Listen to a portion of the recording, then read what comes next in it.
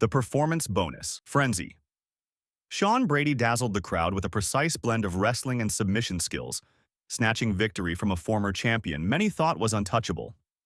Meanwhile, Alexia Tinar made a thunderous statement of her own, finishing her opponent before most spectators even had time to blink. Shauna Bannon's unstoppable energy opened eyes across the MMA world, sparking conversations about who might be able to slow her roll. And Kevin Holland, the trailblazer himself, showcased a whole new facet of his evolving fight strategy, enough to secure a handsome check from the UFC. Yet, behind the highlight reels and massive roars from the crowd, rumors and debates began swirling. Which performance was the biggest statement for its division? Were there hidden rifts behind the scenes, perhaps driven by rivalry or grudges spanning multiple events? The final horn might have ended the official fights, but a new set of questions echoed long past the last interview: Sean Brady's surging ambitions. Many fans remember Sean Brady as a bulldog of a grappler, the kind of athlete who can lock you down with suffocating control. But it was his fourth-round guillotine that really caught everyone by surprise at UFC London, forcing none other than Leon Edwards, previously considered a top-of-the-line welterweight, to tap out. Edwards had shown resilience and top-tier defensive awareness in earlier fights, so to see him succumb to Brady's grip was a shock. In a single move, Brady proved he's more than just talk. He's a problem that the welterweight division can't ignore. Brady didn't waste any time setting a definitive tone in the post-fight press interviews. He vowed to become the welterweight champ by the end of 2025, and the confidence behind those words rang loud and clear. Oddly enough, this wasn't the first time Brady grabbed headlines. Months before, he was set to face rising star Jack Della Maddalena, only for a serious staph infection to derail their bout. Alexia Tinar's breakout and Molly McCann's surprise farewell. When Alexia Tinar stepped into the cage to face Molly McCann, some doubted she could handle the raw tenacity that McCann usually brings. The fight didn't last long enough for those doubters to get comfortable. A swift takedown, a quick transition to the back, and the rear naked choke that followed was locked in before Molly could mount any real counter. Tinar's technique revealed a frightening combination of speed and composure. It was the kind of performance that makes you wonder whether a new star has just arrived in the women's divisions. As for Molly McCann, she shocked the MMA world in a completely different way. Soon after tapping out, she posted a heartfelt video on social media, hinting that her time in the sport had come to an end. The retirement announcement was swift. She told her fans she was happy with what she had accomplished and thanked everyone for the journey. Shauna Bannon's rapid ascent. Shauna Bannon, another name that had fans buzzing, secured her own statement victory on the same card. In her bout, she showed off crisp striking and impressive grappling transitions, culminating in a slick armbar in the second round.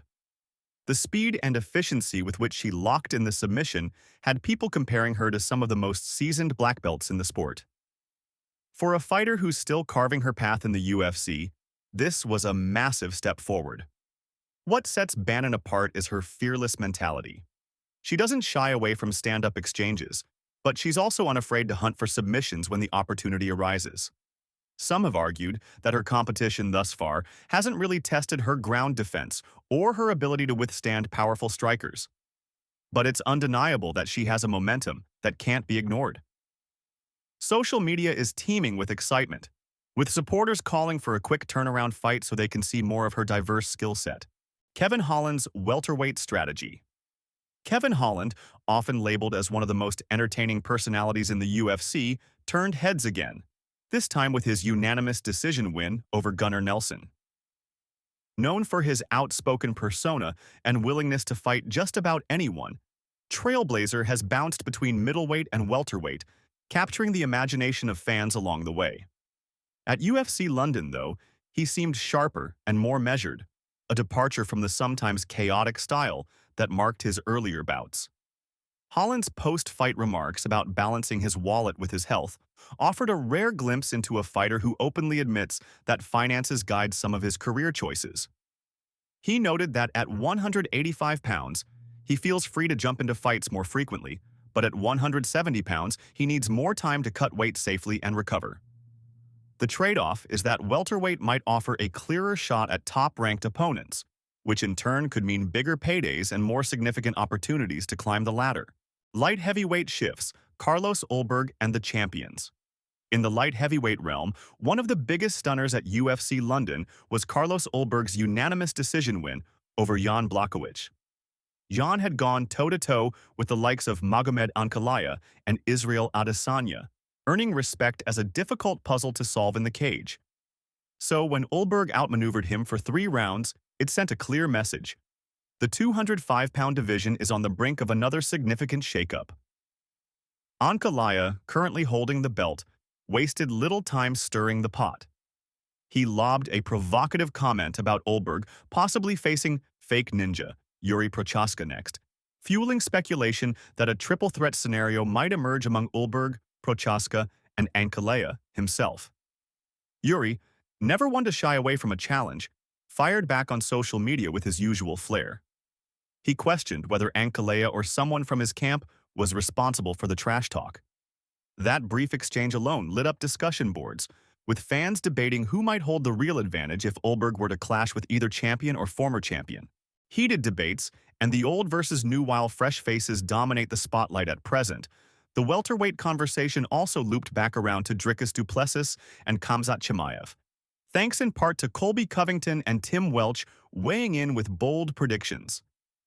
Despite no official announcement of their fight, many insiders anticipate that after DDP's successful title defense against Sean Strickland, he'll face the unstoppable hype train that is Chimaev.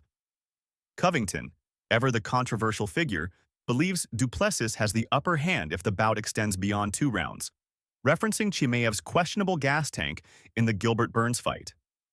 Tim Welch echoed those sentiments, emphasizing how DDP's unorthodox style and strength might be enough to fend off takedown attempts and wear Chimaev down. Critics point out that Chimaev has steamrolled most of his opponents so quickly that it's hard to gauge his real endurance in a championship scenario. Jon Jones's new endeavor and Tom Aspinall's challenge. Amid all the talk of emerging stars and shifting champions, Jon Jones shook the MMA world in a completely different way by announcing a new investment as co-owner of Mike Perry's Dirty Boxing promotion.